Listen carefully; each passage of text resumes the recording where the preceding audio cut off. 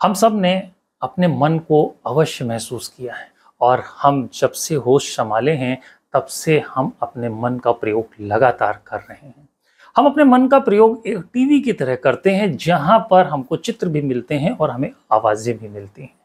हम कई बार खुद प्रश्न करते हैं अपने मन से, कई बार मन हमसे प्रश्न करता है और हम उसको जवाब देते हैं, वो हमको जवाब देता है। यह आंतरिक स्थिति आप सबने महसूस की होगी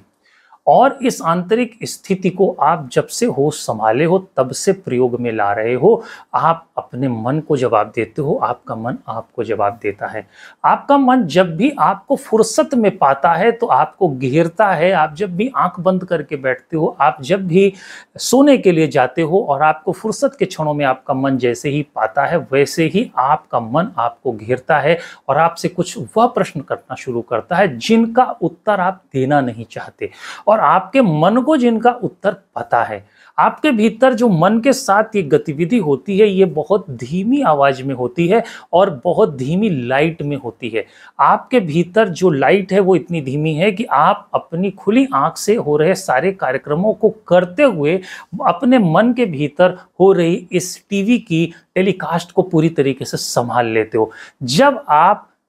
संतुलित होते हो तब तक यह लाइट और ये वॉल्यूम धीमी होती है और जब कोई व्यक्ति अपने जीवन में विक्षिप्त हो जाता है, मानसिक रोगी हो जाता है, तो उसके भीतर यह जो लाइट है जो टीवी की और जो आवाज है ये बढ़ जाती है और वो व्यक्ति बड़बड़ करना शुरू कर देता है। आप अपने इस मन का इस प्रकार लगातार प्रयोग कर रहे हो और आपका मन अलग तरीके से डाटा इकट्ठा कर रहा है, आपके पास कुछ डाटा इकट्ठा है और दोनों के बीच में संवाद लगातार चल रहा है। आपका मन जो भी आप प्रश्न अपने मन से करते हो तत्काल उत्तर देता है और आप गौर से सोच के देखना कि हमने अपने आप को अपने मन के केंद्र में स्थापित कर रखा है और हम अपने ही मन को आधार मानकर, अपने ही मन को परम ज्ञानी मानकर, अपने ही मन को परम बुद्धि से युक्त मानकर ही सारे निर्णय करते हैं। हम वो काम कुछ नहीं करते जो दूसरे कह रहे होते हैं, हम वही काम करते हैं अल्टीमेटली जिसको करने के लिए मेरा मन कह रहा होता है या जिस पर हमारा मन राजी होता है। लेकिन क्या ये सोचने की आवश्यकता नहीं है कि आपका मन जो आपको जवाब दे रहा है वो क्या हमेशा सही ही दे रहा है? क्या आप गलत नहीं सोच सकते? ऐसी क्या योग्यता आप अपने मन के अंदर देख रहे हैं? ऐसा क्या आप अपने मन का व्यवहार कर रहे हैं? ऐसा कौन सी योगिक रीति से अपने मन को रिचार्ज कर रहे हैं या अपने मन की साफ सफाई कर रहे हैं जिससे आप ये विश्वास करते हैं कि आपका मन आपको जो भी कह रहा है वो ठीक कह रहा है?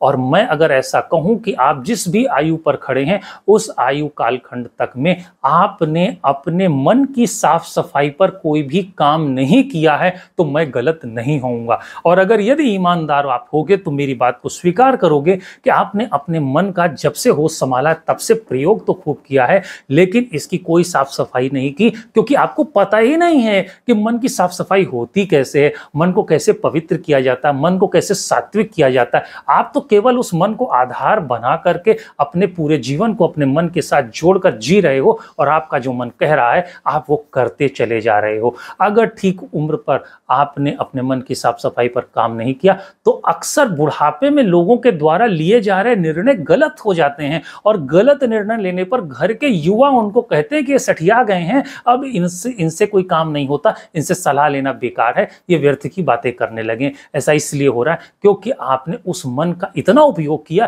कि उपयोग के बाद वह दुरुपयोग की अवस्था में चला गया और मन आपका हो गया है खराब। और अब आप जो भी निर्णय दे रहे हो, आप जो भी कुछ समझ पा रहे हो वो सब किसी दूसरे को समझ नहीं आ रहा है, इसलिए आप अपने मन को खराब कर लेते हो। इसलिए ठीक ठीक आयु पर आपको अपने मन को पवित्र करने की आवश्यकता है और आपको अपने मन को पवित्र करने के लिए योग की शरण में आने की आवश्यकता है। आपको त्राटक क्रिया करने की आवश्यकता है, आपको ध्यान करने की आवश्यकता है, आपको प्राणायाम करने की आवश्यकता है और किसी जानकार गुरु के सानिध्य में रहते हुए इस मन के ऊपर काम करने की आवश्यकता है, क्योंकि गुरु आपके मन और बुद्धि को ही पवित्र करता है ताकि आपके भीतर का बैठा हुआ अहंकार सात्विक हो सके और आप एक सात्विक व्यक्तित्व के साथ अपने जीवन को जी सको। क्योंकि जब आयु बढ़ेगी और आप अपनी वृद्धावस्था के अंतिम चरण की तरफ खिसकोगे तब आपकी इस मन की पवित्रता ही आपके काम आएगी और यह यौगिक साधना के द्वारा ही संभव है।